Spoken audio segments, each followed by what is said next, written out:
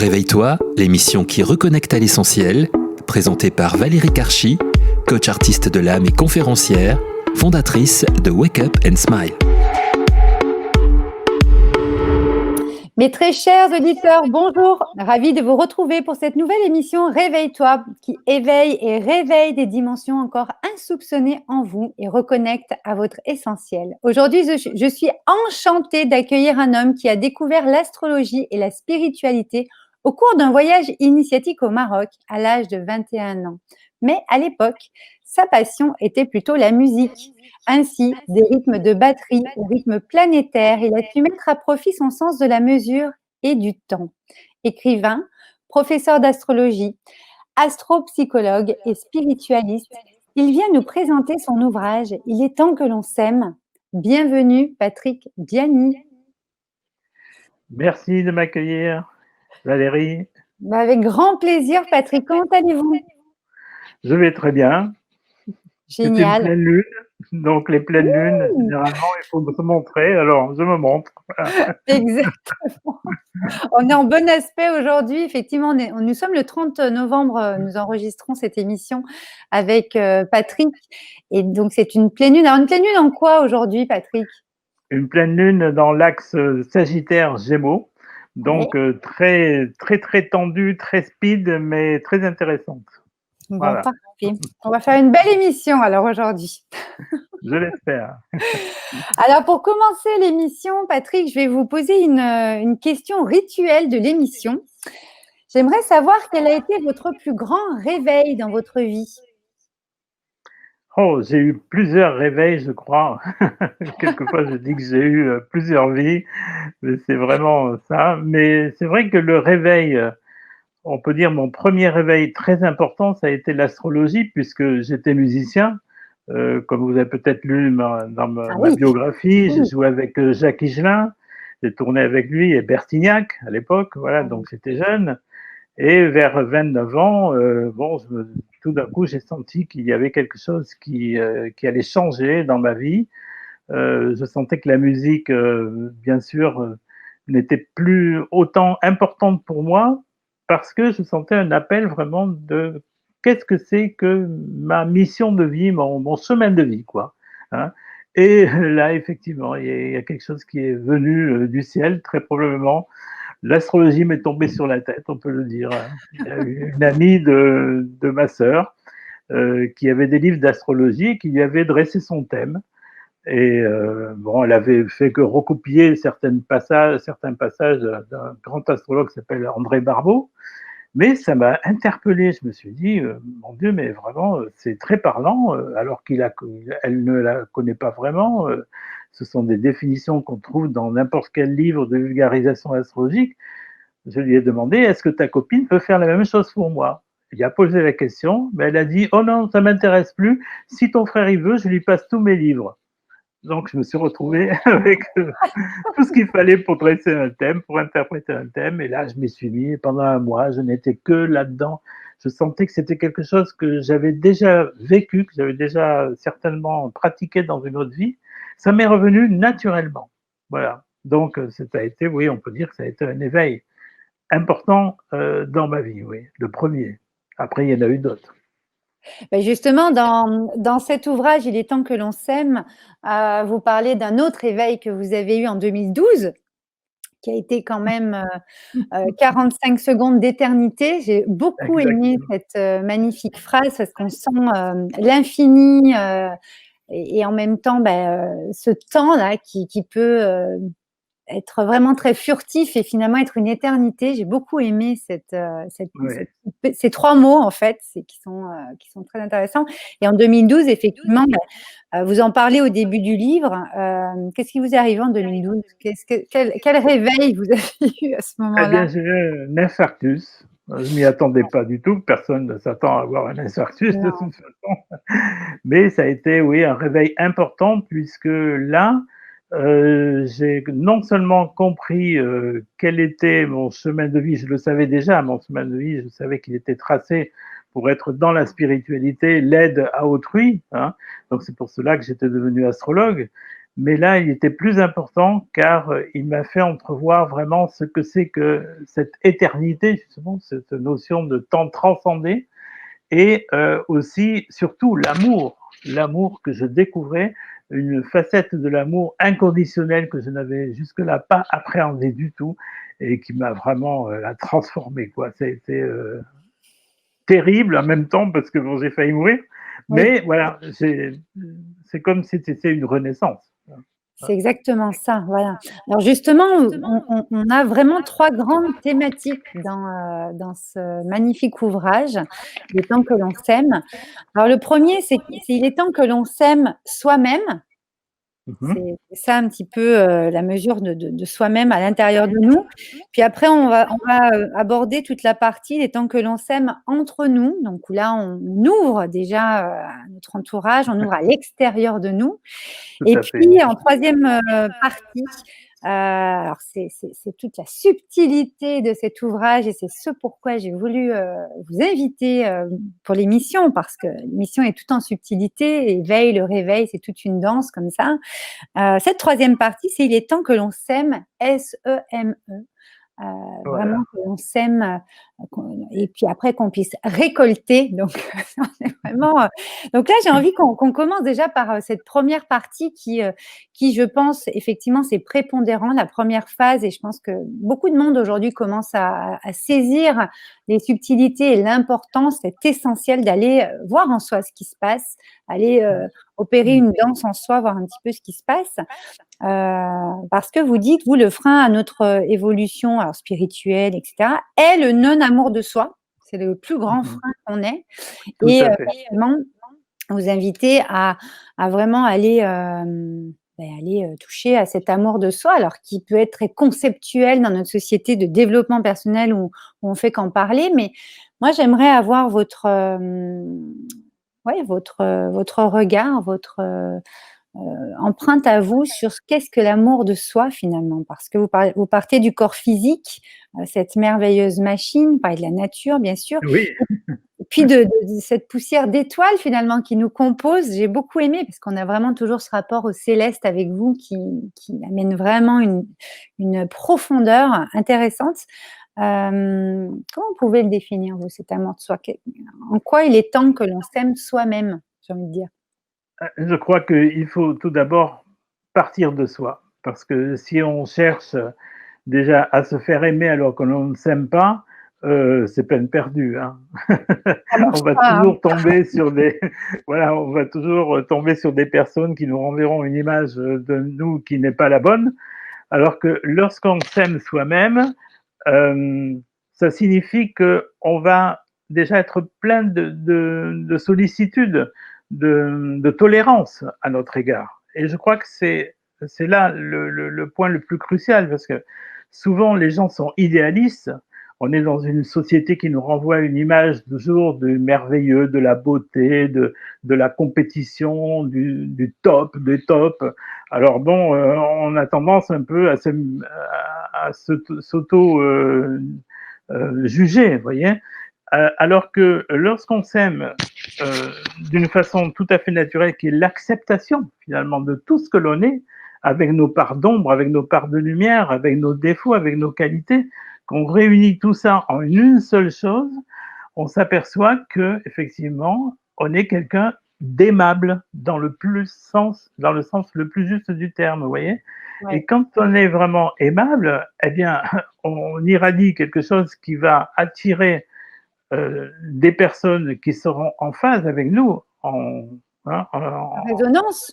en résonance exactement, en résonance avec nous. Et là, on peut dire que on peut être vraiment dans le cœur. Voilà, parce qu'on ne crée rien. Si on est en confiance avec des personnes qui nous respectent, des personnes qui reconnaissent notre individualité telle qu'elle est, qui acceptent nos défauts même et nos qualités, bien entendu, alors là, tout va bien. Donc voilà, c'est important de s'aimer soi-même. Alors souvent on me dit, mais Monsieur Gianni, si on s'aime trop, c'est de l'ego. Bien entendu, bien entendu. Mais il n'est pas question de s'aimer trop. Il suffit de s'aimer tout simplement. Voilà. Mais oui, parce qu'il y a une partie dans le livre où je m'étais noté justement le distinguo que vous faites entre amour égocentrique et amour de soi. Et j'ai beaucoup aimé justement Est-ce que vous pouvez nous en parler un petit peu? Quelle est votre vision, vous, de l'amour égocentrique et de l'amour de soi? C'est quoi la différence?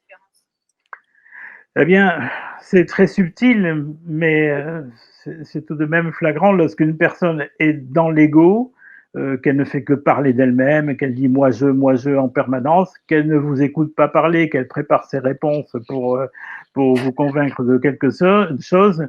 Effectivement, là, vous pouvez dire que c'est une personne qui est dans l'ego. Maintenant, elle est peut-être dans l'ego parce qu'elle a peur qu'on la juge. Vous voyez? Alors c'est Oui. très délicat Bon, les personnes vraiment très égoïstes, oui, ce sont par exemple les pervers narcissiques, hein, ça c'est clair. Mais il y a toujours derrière l'âme, voilà. Oui. L'âme est toujours là, même si elle est éloignée de la personne, même si elle est vraiment très cachée par cette forte personnalité, l'âme est toujours là qui cherche à dire j'ai besoin d'être aimé moi, et j'ai besoin d'être aimé pas pour m'en enorgueillir, pas pour me valoriser, mais tout simplement parce que j'ai besoin d'être aimé. Je suis une âme qui a besoin d'être aimée. Et je le dis souvent dans le livre et souvent dans mes conférences, c'est quelle est l'identité? Quelle est votre identité réelle? Vous voyez? Ce n'est pas votre prénom, ce n'est pas votre nom, ce n'est pas votre fonction dans la société, ce n'est pas votre physique, encore moins, parce que quelquefois on peut être désavantagé par un physique. Mais qui êtes-vous vraiment? Eh bien, vous êtes une âme. Vous êtes même plus qu'une âme, vous êtes un cœur aimant et aimé de la source. Et ça, quand on le découvre et qu'on le ressent, c'est autre chose. Alors, beaucoup de personnes se posent la question comment on peut aller ressentir ça. C'est vrai que moi, pour ma part, dans mon parcours, je travaille beaucoup là-dessus. J'ai même développé des méthodes, des programmes là-dessus. Donc, comment vous pourriez dire à quelqu'un qui... Parce que la plupart des personnes nous disent oui, mais ça va être long, ça va être difficile, ça va être horrible. Est-ce que c'est si horrible que ça d'aller s'aimer soi-même? Je ne pense pas, mais qu'est-ce que vous en pensez, vous? Qu'est-ce que vous auriez à leur dire à ces personnes qui ont peur d'aller voir? Alors, tout d'abord, je leur dirais, il n'y a pas d'urgence. Voilà. Ce n'est pas la peine de se mettre la pression, de se dire mon Dieu, mais moi je suis en retard par rapport aux autres, ou quel est le secret qu'ils ont découvert auquel je n'ai pas accès. Non, non, laissez tout simplement faire les choses, laissez le temps travailler pour vous. Dites-vous bien que l'éveil ce n'est pas d'une seconde à une autre comme ça. On a plusieurs éveils dans la vie et que même l'éveil est quelquefois un peu progressif. Hein. Il a besoin de s'expanser comme ça pour prendre complètement notre intériorité. Donc, pas de pression. Euh, Qu'est-ce qu'on vous demande? Et qu'est-ce que vous vous demandez? Parce que la personne qui doit s'aimer en premier, c'est vous-même. Donc, c'est vraiment ce que vous avez besoin, c'est qu'on reconnaisse qui vous êtes, n'est-ce pas? Donc, le mieux est d'être le plus naturel possible. Voilà. Ne cherchez pas à être différent ou à coller à un personnage que vous avez vu ou quelqu'un que vous admirez. C'est normal d'admirer quelqu'un, on a toujours besoin d'une référence. Mais il ne faut jamais oublier de penser que chacun est différent et chacun est vraiment important. Comme le disait un sage, vous êtes une goutte d'eau dans l'océan, mais vous faites partie de cet océan. Et l'océan lui-même, il aime toutes les petites gouttelettes, les milliards de gouttelettes qui le composent. Effectivement, c'est très beau. Alors justement, dans cette première partie, donc on parle beaucoup donc de confiance en soi aussi, de cette référence au passé, hein. Alors c'est intéressant aussi de bien comprendre que plus on vit dans le présent, plus on vit, dans cette fluidité de l'instant, plus c'est quand même, simple et puis on peut aussi accueillir des choses à ce moment-là qui vont arriver. Est-ce que c'est ça aussi l'éveil? C'est juste finalement rester ouvert, le cœur ouvert? Alors non, bien entendu, puisque si on est le cœur ouvert et qu'on est tout seul dans son coin, ça ressemble à rien. Mais là où c'est intéressant, c'est justement de voir l'interréaction qui se passe avec les personnes que l'on côtoie. Alors, là où c'est le plus difficile souvent, et ça je le dis pour les personnes qui n'ont pas encore vraiment ouvert leur cœur, c'est justement le plus difficile, c'est que lorsqu'on ouvre son cœur, euh, on peut côtoyer des personnes qui font partie du passé et qui n'ont pas l'habitude de nous voir comme ça. Oui. Alors, ils peuvent se dire, mais qu'est-ce qui lui arrive? Il est illuminé? Ou pourquoi elle frime comme ça? Ou, vous voyez, bon, Oui. il y a un temps d'adaptation comme ça. Il faut aussi comprendre que pour une certaine personne, si vous avez un regard d'illuminé, on vous prend peut-être pour quelqu'un fou, hein, ou qui est en train de perdre la raison, ou qui est embarqué dans une secte ou quelque chose comme ça. Donc, comme ce n'est pas le cas, effectivement, c'est un petit peu difficile au départ, mais elle s'habitue au fur et à mesure. Et puis, il faut pas hésiter aussi à dire franchement les choses, à dire bon, tu me trouves peut-être bizarre, mais moi j'ai découvert ça. Je ne te force pas à adhérer à tout ce en quoi je crois ou ce que je pratique, mais simplement, tu vois, la transformation que tu vois de moi-même, c'est grâce à ça. Et maintenant, je me sens surtout beaucoup mieux. Je me sens moi-même. Voilà. En étant soi-même, forcément, on va renvoyer une image qui va plaire aux autres parce qu'ils vont être devant le fait accompli. Voilà. Et c'est pas un masque, c'est pas un subterfuge, c'est pas de la frime, c'est que vous êtes vous-même. Voilà. Non, et puis cet amour pour soi-même, finalement, on va passer à la deuxième partie, ça va faire une très belle transition, mais justement, on peut transmettre cet amour qu'on a enfin touché en soi aux autres, justement, parce que c'est ça tout le chemin et tout le but de s'aimer soi-même, c'est de finalement pouvoir le transmettre encore plus aux autres. Parce que notre Et société oui, dit souvent, oui, mais il ne faut pas être égoïste, on nous le martèle depuis des siècles. Mais finalement, est-ce qu'on ne confond pas l'égocentrisme et l'égoïsme? Je pense que oui, parce que c'est tellement important d'aller voir ce qui se passe en soi et de prendre ce temps-là, de créer cet espace-temps, comme on disait tout à l'heure, et des espaces, et puis le temps agit en fonction, pour après pouvoir le transmettre finalement aux autres, parce que l'amour est tellement inconditionnel, universel, infini, que finalement, c'est quand même plus sympa que tout le monde s'aime plus pour qu'en fait, on puisse donner à d'autres cet oui, amour, justement. Enfin, c'est quand même plus sympa. Je sais pas. voilà, bien sûr. Donc là, c'est pour ça la deuxième partie donc qui s'appelle Il est temps que l'on s'aime entre nous. Alors, on va y passer justement. Je trouve que c'est une belle transition parce que après avoir fait une mise au point sur notre véritable nature, s'aimer tel qu'on est finalement, hein, parce que Oui, c'est ça que vous dites dans l'ouvrage. C'est un feu de joie permanent, etc. Enfin, on a rallumé un feu intérieur, quoi. On a rallumé quelque oui. chose. En notre âme et conscience, moi j'aime à dire, parce que finalement, il y a toute cette profondeur et Absolument. cette expérience de la vie qu'on vient faire incarner, on va en parler aussi. Là, moi, j'ai noté, par exemple, dans cette deuxième partie, c'est tellement riche, je vous invite vraiment à commander le livre, parce que c'est d'une richesse infinie, mais ce que j'ai noté, moi, c'était que l'être humain n'est pas fait pour vivre seul, donc ça c'est clair et net, et Oui, vous dites que clair. notre société, les dirigeants, en fait, font en sorte de diviser, alors peut-être pour mieux régner, ça on ne sait pas, mais en tout cas divisent. Et puis là, Oui, on est en train de vivre aujourd'hui, on va pouvoir en parler aussi, faire le parallèle, mais on est en train de vivre quand même une période historique de basculement important vers ce nouveau monde. Et donc, ils isolent un peu les gens. Et donc, cette nouvelle conscience ramène progressivement les êtres humains à leur vraie nature, qui est de partager, vous dites dans votre livre. Et effectivement, plus que jamais, il est temps que l'on s'aime entre nous, parce que c'est ça qui va faire que les différents niveaux de conscience et puis l'amour dans tout ça va pouvoir, en fait, vous dites, on va pouvoir contaminer notre entourage. Oui, parce oui. que ça va plus être la contamination d'un virus Le virus de l'amour. Covid collectif qui est vide, mais plutôt de l'amour vraiment plein et vraiment parfait. Qu'est-ce que vous avez à nous dire sur cette deuxième partie? Parce que moi, ce que j'ai aimé, c'est que quand même, on parle là de niveau de conscience, on parle d'évolution de conscience pour le coup, le fait de s'aimer soi-même, de faire Oui, le chemin dans cette première partie en s'aimant soi-même. Moi, soi-même, maintenant, j'ai écrit M apostrophe A-I-M-E. C'est vraiment s'aimer soi-même, oui. cet amour.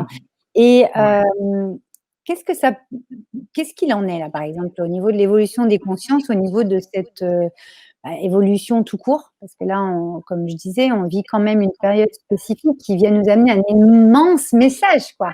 C'est vraiment, positif, quoi, hein. Je ne croyais pas si bien dire en écrivant ce livre, parce Ah que bah, je parle de contamination, mais là, c'est la contamination à l'envers. Alors, hein, après avoir connu le virus qui nous divise tous, qui nous éloigne tous, qui nous isole, bon, on ne sait pas exactement qu'est-ce qu'il en est, on le saura dans plusieurs années avec du recul. Mais en tout cas, c'est une expérience très douloureuse et en même temps ô combien enrichissante, ouais, puisque on s'aperçoit, chacun s'aperçoit à son modeste niveau, hein, à tous les bien sûr. niveaux, que finalement, on n'est pas fait pour vivre seul, effectivement. Dans une société où on nous a mis sans arrêt, vous pouvez avoir du plaisir sans compter sur les autres, vous pouvez être célibataire et avoir tout ce que vous voulez, tous les objets du monde, toutes les belles bagnoles, tout le confort, etc. Hein. Et puis là, on se trouve dans un confinement où finalement on est isolé, on est obligé d'être finalement attentif à ce que l'on est, à ce que l'on pense aussi. Hein. Donc il y a des prises de conscience qui se font, qui sont extraordinairement fortes, quelquefois trop fortes pour certains, puisqu'il y a beaucoup de dépression, beaucoup de burn-out. Mais en tout cas, la remise en question est profonde et elle nous dit mais oui, mais en fait, j'ai besoin d'être aimé, j'ai besoin d'aimer, j'ai besoin aussi de nature. On le voit, il y a énormément de gens qui ont compris, qui vont maintenant habiter à la campagne parce que c'est dans des boîtes, avec des tiroirs. Hein. J'ai une amie qui dit souvent les appartements dans les immeubles, c'est comme les tiroirs dans une commode. C'est un peu ça, hein. Oui, Bon. mais c'est vrai. Et non, c'est pas une vie, ça. C'est pas une vie. La vraie vie, celle que l'on souhaite, effectivement, c'est vraiment avoir une vie aimante et aimée, et surtout dans un cadre qui nous sécurise et qui nous enchante en même temps. Beaucoup de gens ont découvert la nature pendant ce confinement, par exemple. Hein. Bah, nous Surtout, sommes la surtout le nature, donc premier. c'est quand même important d'être à son contact. C'est même Voilà, primordial. C'est très, voilà. Et puis surtout, bien évidemment, le contact avec les gens que l'on aime. Alors, tant mieux, parce qu'on retrouve les valeurs familiales. Hein. Les personnes qui étaient en couple et qui ne s'entendaient pas, eh bien, c'est râpé. Comme ça, c'est réglé. Pluton est là, c'est une planète extraordinaire, elle est très exigeante, elle nous demande de l'authenticité dans nos rapports, elle demande la vérité, elle demande qu'on soit vraiment authentique.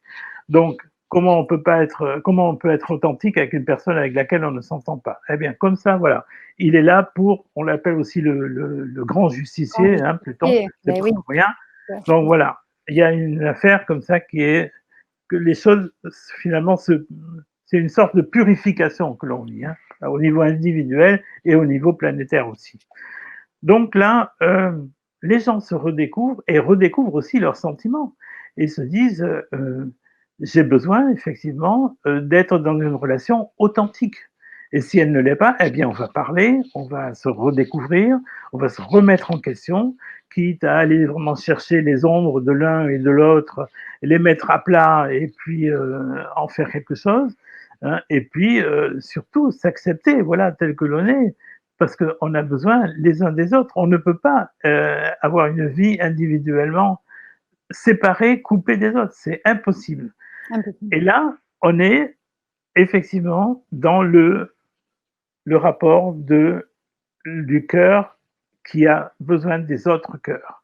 Et quand on est dans cette recherche d'amour et dans cette dispensation aussi du cœur, on s'aperçoit finalement qu'on n'est pas séparés du tout. C'est-à-dire que cette notion d'amour individuellement, elle n'existe pas en fait. On fait partie d'un grand tout immense qui est ce qu'on peut appeler l'univers, qu'on peut appeler Dieu, qu'on peut appeler la vie, qu'importe le nom qu'on lui donne, mais on fait partie de ce grand océan. On est finalement bien quand on l'accepte, quand on l'accepte vraiment profondément, on redevient humble et on redevient ce qu'on doit être, c'est-à-dire ce fameux cœur aimant qui a besoin d'être aimé. Voilà, et aimer de la source, surtout, aimer de cette totalité de la vie. Et ça, c'est merveilleux. Ça, c'est merveilleux. Exactement. Alors, c'est vrai que je vais parcourir deux, trois choses avant de passer à notre troisième partie, hein, de semer, de s'aimer et de semer. C'est vrai que dans la deuxième partie, vous parlez des semailles, hein, comme le laboureur, où il faut vraiment aller préparer sa terre finalement pour après semer.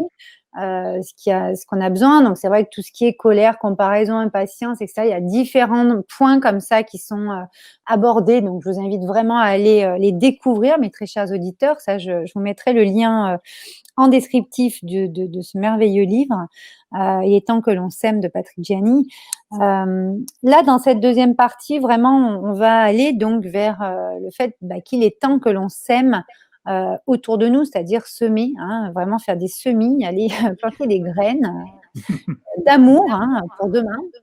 Et c'est Voilà. vrai que vous, avec votre vision d'astropsychologue, d'enseignant en astrologie, enfin, moi, je suis fascinée par l'astrologie. Je commence juste, moi, j'apprends ce magnifique langage des mers. Mais j'aimerais aussi qu'on aborde ce nouveau monde, le fait qu'on va semer quand même autour de nous des choses nouvelles qui peuvent faire peur pour certains qui n'ont pas encore fait ce chemin d'amour de soi, en tout cas n'ont pas encore trop avancé sur ce chemin, mais c'est pas grave, chacun a son rythme, comme vous disiez en début d'émission. Tout à fait.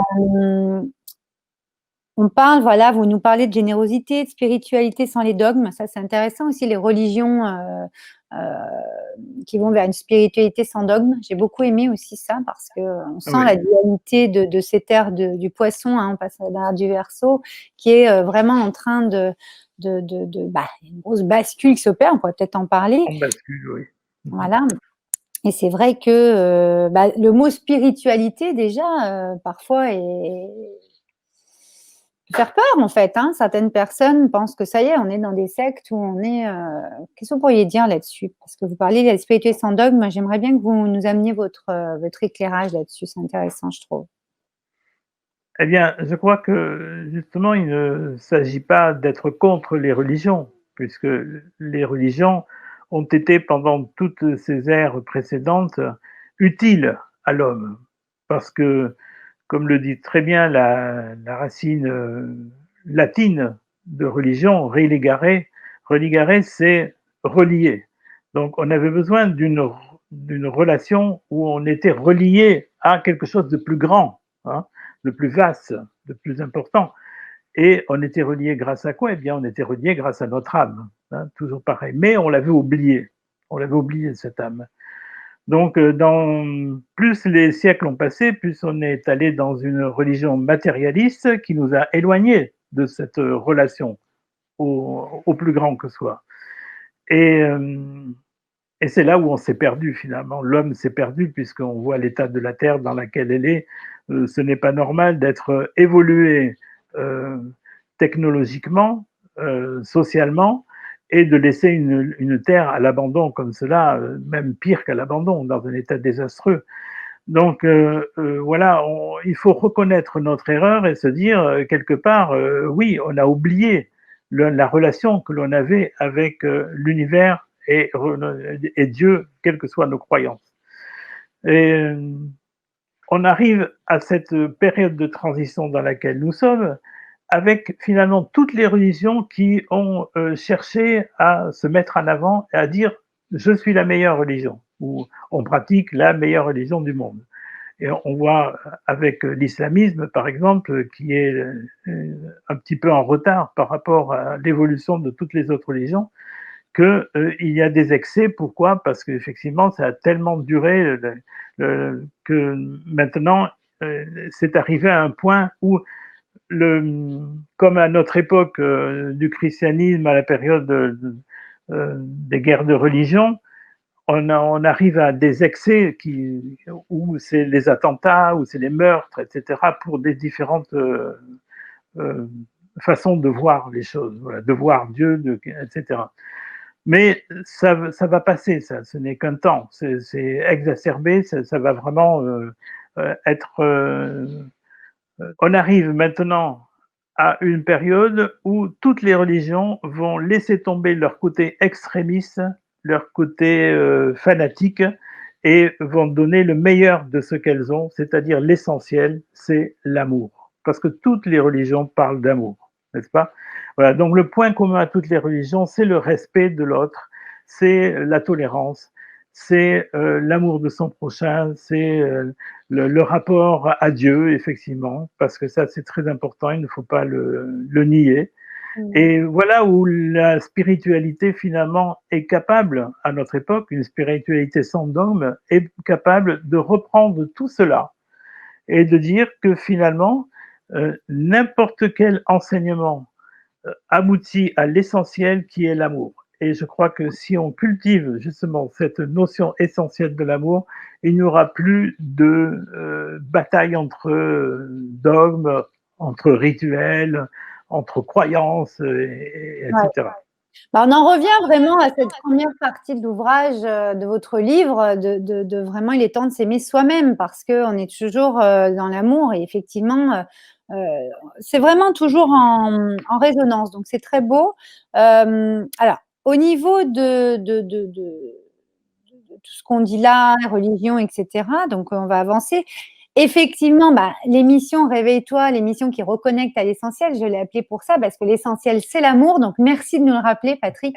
Parce que je n'ai pas fait exprès. non, mais c'est tout ce qu'on c'est toujours très juste, hein, vous le savez comme moi. Et là, justement, donc dans cette troisième partie, on va finir là-dessus l'émission. Là, on est vraiment en train de toucher à quelque chose, il y a une ascension qui est en train Oui. d'avoir lieu. Alors, je vais passer là, tout ce qui est gratitude, grâce, etc. Mais enfin, cette ascension est là pour vraiment nous permettre de rayonner de toute notre âme, de tout notre être, avec cette évolution de conscience qui a commencé, comme vous l'expliquez un petit peu, enfin, c'est un moment qu'elle a commencé, mais vous parliez un petit peu du plan divin, de toute cette dualité, vérité, là, toutes les lois universelles, etc. Enfin, tout ce qu'on a vu venir un peu dans les années 90 avec les nouvelles thérapies. Vous avez toute une partie du livre qui parle de ça, qui est assez intéressante. Vous avez parlé du nombre d'or. Moi, je suis fascinée par le nombre d'or. Ah, c'est magnifique. Ce que c'est, mes très chers auditeurs, si vous ne connaissez pas, c'est juste la beauté, la simplicité, ça enchante notre âme. C'est ce que vous marquez dans votre livre, c'est vraiment ça. Et ça, on le croise gratuitement de partout quand on va se promener en nature. Absolument. Et encore une fois, c'est notre nature, donc ça nous reconnecte au cœur, au centre de notre être. Vous voyez, vous avez toujours les mêmes... on a toujours les mêmes discours dans l'émission, mais vous voyez, de différentes façons, et c'est ça qui est intéressant. Donc, ce rayonnement, l'évolution de conscience, moi, maintenant, j'aimerais qu'on finisse l'émission sur un peu votre spécialité quand même, voir un petit peu qu'est-ce qui se profile, qu'est-ce qui fait qu'on en est là aujourd'hui, Patrick, parce que le fait, au niveau du plan divin, etc., vous parlez qu'il va falloir s'alléger en nourriture, se nourrir de lumière, qu'il va falloir aller effectuer des méditations sur nos 4 corps, donc physique, émotionnel, mental, spirituel, et donc récolter. Donc vous dites qu'il y en a déjà qui ont pris le train et puis d'autres qui vont prendre en route, donc pas de souci, le train passe pour tout le monde, ne vous inquiétez pas. Le monde de la matière, de la 3D, pour ceux qui ne connaissent pas la troisième dimension, il s'écroule actuellement. Eh oui, voilà. Donc, voilà, et c'est vrai que... alors moi, j'ai adoré ce que vous dites, les derniers seront les premiers, si on s'adapte. Adoré. C'est vrai que moi, je le ressens vraiment en mon cœur plus profond depuis très longtemps. C'était intéressant de le voir écrit dans le livre. Et donc, le nouveau monde a besoin de transparence et d'honnêteté. Donc, la qualité de vie... vous parlez vraiment de tous ces aspects-là, donc je vous invite encore une fois à aller commander le livre. Mais Patrick, là, pour terminer l'émission, est-ce que vous pourriez nous dire justement ce monde de la matière, de 3D, là où on passe à 5D, 4D, 5D, qu'est-ce qu'il en est? Il s'écroule? Pourquoi il s'écroule? Qu'est-ce qui se passe? Alors, ce qui s'écroule, on le voit bien. On n'a qu'à allumer la télé ou la radio, écouter les infos, et puis on voit bien tout ce qui s'écroule. On ne parle que de ça. Voilà. Mais par contre, ce qui est en train d'émerger, on n'en parle pas ou peu. Non, c'est pour ça que j'aimerais qu'on en parle aujourd'hui. Voilà, c'est cette fameuse ascension dont on parle. ce qu'on appelle aussi la nouvelle Terre, l'ère du Verseau, parce que c'est pareil, hein, c'est la même chose. Donc oui, je crois que c'est la peur finalement qui fait que on reste attaché à ces infos, on reste attaché à tout ce qui nous rassure parce que on nous dit que c'est vrai, hein, on nous dit que c'est réel. Voilà. Mais il y a une sorte de consensus inconscient de la part des gens comme ça où on accepte et on se dit oui mais c'est comme ça, voilà, on peut pas faire autrement. Mais si, on peut faire autrement. On peut faire autrement, justement, et je crois que chacun de nous est capable de le faire autrement. Je le constate sur les réseaux sociaux. Hein. J'avais écrit un article d'ailleurs pour Jupiter, là, dans l'astrologie mondiale, où je parle des, des nœuds lunaires qui traversent le signe des Gémeaux actuellement, pour quelques mois encore. Hein. Ça a commencé il y a 8 mois, et donc il y en a encore pour un an. Donc, pendant un an, on va assister à une prédominance de cette façon de communiquer qui, justement, sert à planter les graines du futur. Parce que les réseaux sociaux ont souvent plus sont le plus souvent le reflet exact de ce qui se passe dans notre société, plus que les médias ordinaires. Hein, voilà. Donc, je crois qu'il faut vraiment être conscient de notre force à travers les réseaux sociaux, pas seulement à travers les réseaux sociaux, mais aussi à travers les associations, les coopératives, vous voyez, qui s'occupent de la terre aussi, qui font vraiment des très très belles cultures en bio. Les gens qui innovent dans leur coin comme ça, des petits projets, mais qui ont de grandes espérances. Tous les gens qui, pendant le confinement, ont répété des spectacles, des chansons, ont créé des choses qui ne sont pas encore sorties. Vraiment, je leur dis, patientez encore un peu parce que tout ça, ça va sortir à partir de janvier, février, peut-être plutôt février-mars, parce que janvier sera encore conflictuel, mais ça sortira. Et à ce moment-là, on verra vraiment les fleurs pousser de la nouvelle terre. Voilà, les petites graines auront grandi, elles seront sorties de terre. Elles commencent déjà à sortir, hein, mais on ne les voit pas pour le moment parce qu'elles ne font pas encore de fleurs. Mais le jour où elles feront des fleurs, vous allez voir. Et là, on va s'intéresser à nous. On va s'intéresser à vous. Ne vous inquiétez pas. Vous serez comme ça, voilà, les derniers seront les premiers. Et vous serez récompensés. Ce n'est pas une question d'argent, hein, c'est pas du tout une question de profit ou de réussite matérielle. Non, simplement la reconnaissance de votre valeur. Tout simplement. Voilà. C'est de ça dont on a besoin. On a besoin d'être aimé. Pourquoi? Pour qu'on reconnaisse nos valeurs. Notre valeur, c'est tout. On n'a pas besoin de milliers de dollars ou de milliers d'euros pour vivre. Non, on a besoin de vivre décemment, hein, avec respect, bien sûr, avec un minimum de moyens pour pouvoir nous déplacer librement. Ça, c'est très important, on le voit actuellement. Voir qui on veut quand on veut, ça, c'est important. Voilà, la liberté, je crois que actuellement, jamais, je crois, on aura senti la fameuse devise de la France, liberté, égalité, fraternité, avec autant de force. Voilà. Exactement. Exactement, et nous y sommes. C'est un de mes derniers posts, moi, c'est liberté, égalité, fraternité. C'est très intéressant. Ouais. Donc justement, bon, on va clôturer cette émission. Donc c'est sûr qu'il y a une grande libération qui est en train de s'opérer. Donc je pense qu'on peut rassurer les personnes qui ont très peur aujourd'hui. Tout ira bien. Il va falloir aller voir en soi pour aller après pouvoir s'ouvrir et avoir une perception de la vie différente. Parce que c'est comme ça que chemine, c'est notre capacité à changer. Nous sommes faits nous sommes des êtres impermanents. C'est l'impermanence. Absolument. Donc notre perception de la vie, des choses, etc. Évolue. Et nous sommes là pour évoluer. Et effectivement, je voulais vraiment faire cette émission aussi pour rassurer les personnes qui ont très peur. C'est dans l'ordre des choses et je pense que depuis la nuit des temps, depuis des années, on nous dit oui, il faut que ça change, faut que là, ça va changer. On y est. Donc maintenant, ayons la foi et on va y aller avec beaucoup d'amour. Alors, est-ce que vous pourriez nous donner un petit conseil pour finir l'émission, pour garder le sourire, pour garder le smile? Alors, pour garder le smile, eh bien, pensez à Noël qui approche. Parce que, astrologiquement, il va y avoir un événement exceptionnel. J'en ai déjà parlé dans mes podcasts, dans mes conférences et articles. Et c'est le 21 décembre.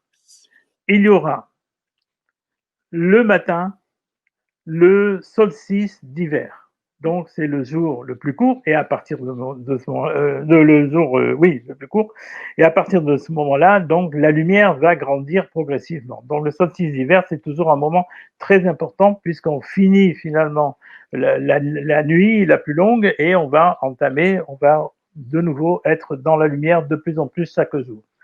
Ça, c'est pas mal. Mais le même jour, il va y avoir donc une conjonction Jupiter-Saturne, les deux géantes du système solaire, qui vont se réunir ensemble au premier degré du Verseau.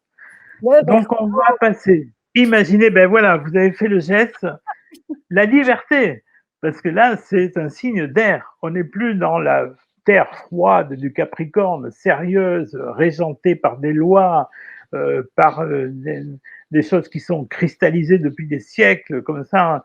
Il faut le dire, taciturne un peu. Hein. Bon, je rassure les Capricornes, hein, je les aime beaucoup. Hein, ils sont très rassurants et très sérieux et très serviables. Mais c'est vrai que le signe du Capricorne est comme cela. Et là, on va passer d'un jour à l'autre, vous imaginez, d'une heure à l'autre, à un signe d'air qui va vraiment prendre toute son ampleur. Et je crois que c'est très important parce que vu que c'est 4 jours avant le réveillon de Noël, eh bien là, il faut vraiment retrouver le sourire. Il faut vraiment se dire que tout va aller pour le mieux. Ne vous inquiétez pas, même si on continue de vous bassiner avec des histoires de peur, avec des histoires de masques, etc. Ne vous inquiétez pas, il n'y en a pas pour très longtemps. De toute façon, astrologiquement, c'est terminé. Le virus, c'est terminé, c'est fini. On l'a très bien vu dans les schémas, ça correspond tout à fait. Il est en train de se terminer. Donc, quoi qu'il arrive, on en sort. Donc, il faut se préparer pour le meilleur. Et le meilleur, ça va être donc pas tout de suite, parce que, comme je vous ai dit, janvier, il va y avoir des tensions entre ceux qui résistent encore et puis ceux qui veulent progresser. Donc, ça va faire effectivement, c'est un peu si l'humanité va avoir le pied à la fois sur l'accélérateur et sur le frein, donc c'est pas très agréable. Mais une fois que fin janvier sera passé, il va y avoir une grande libération, un grand sentiment de libération. Voilà. Donc, n'ayez pas peur. Voilà, et on sera prêt à aller créer dans la matière plein de belles choses pour créer notre nouvelle terre et notre nouveau monde. On est empli de créativité, et c'est ça l'amour avec un grand A.